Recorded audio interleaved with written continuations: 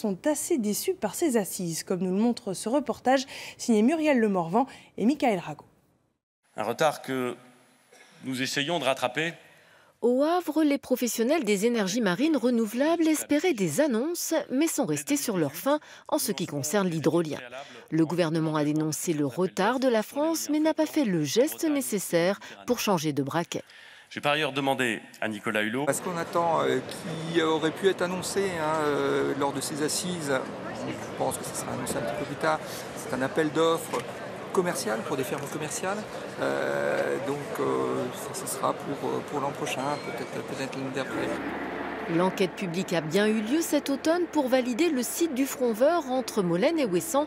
Mais pour Sabella, qui y teste sa technologie, il faut des perspectives plus concrètes. Je reste dans l'expectatif. La région Bretagne développe en ce moment un investissement très conséquent sur le pôle de Brest pour accueillir cette industrie. C'était un signe qui me semblait être nécessaire de donner effectivement de la visibilité à cette filière, aussi bien sur la préparation de son industrialisation que sur la mobilisation d'investisseurs financiers. Cette déception intervient alors qu'EDF vient d'annoncer son retrait du site d'essai de Paimpol-Bréhat, son hydrolienne Open Hydro n'ayant pas fait ses preuves. La région Bretagne se veut malgré tout rassurante. Le site de Bréhat, c'est un site pilote, un site d'essai.